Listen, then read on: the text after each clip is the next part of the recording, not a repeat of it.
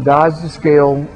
They're in denial of where their body's going to, and before they weigh it, they probably gain 50 pounds when they go to the doctor. Did you have that problem initially where you had skipped the scale, then you got on there and saw that you weighed a lot more than you thought you did? Yes, that did happen to me, and I was devastated at what I saw, and I was not going to not do anything about it.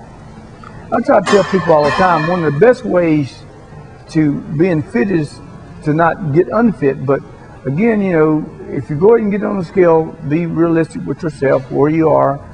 I think that you will see that it's time to get started in a program like, of course, Connie's done, and Connie's been successful getting into a program. She's lost 40 pounds. And Connie, what can you say as far as planning your meals that you've learned now to keep you on track? I learned that making sure having everything prepared. Sunday evenings it's hard to cook dinner at 5 or 6 o'clock in the evening and then have to cook the food again for the following day. But so what I've decided, what I do is on Sunday I cook all my food for the week, and I put it in individual bag. I just grab it out of the refrigerator, pop it in the microwave, and then I'm ready. I don't allow myself not to be ready. Well, and I think that's a really good plan that Connie has. You don't have to be that extreme as she is right now because she's trying to do a competition, but you do definitely need to plan your meals before you leave the house. You cannot be eating spontaneously. You need to know how much food you're going to eat, only carry that amount of food, and try not to snack on foods that have not been prepared for your meal plan for that day. A lot of people get into spontaneous eating where they're snacking in the office, like she works in the office, and we talked a little bit about that people bring in foods and they're not keeping a count of how much food they are consuming. Some of these people are consuming 5,000 calories of just in between meals, and then they wondering why they're gaining the weight. And again, we were talking about how they dodge the scales and they start getting into now and afraid to weigh. Do not be afraid to get on the scale. The scale is one of those things that can keep you accountable to yourself, and you'll know that it's time to go ahead and get started doing something to go in the other direction. Again, Connie was talking about why you started training with me as a personal trainer, and again, she's actually a personal trainer now, so people would think, well, why don't you stop training with him? You know what to do. It's not all about just knowing what you're doing, is it? No, it's not. It's not at all. It's making sure that I'm held accountable for everything that I do. And also, you know, having a trainer, again, she's at work and everyone's saying, come on, let's go out and eat some pizza or whatever.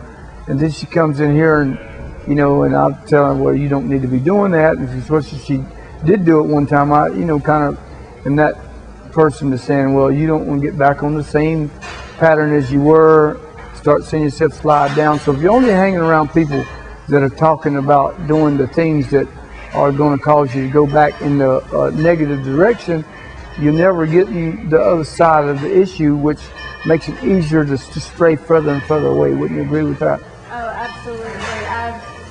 I definitely think you should stay around positive people that are enthusiastic about the same things that you're enthusiastic about as well.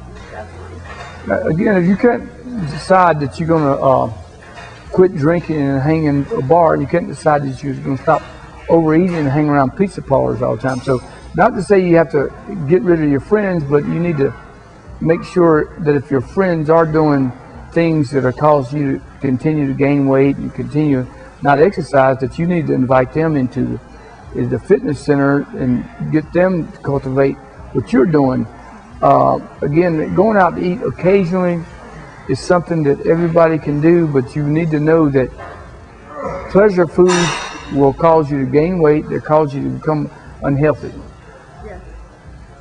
Well, I want to thank Connie for coming and talking with us today on the show. She's been very successful, and again, now Connie is a personal trainer herself. She's one of those people who turned herself around, but she still sees that working with the trainer herself and and having someone is going to keep her on the path is a positive thing, even though she is right now working toward teaching other people on their training program.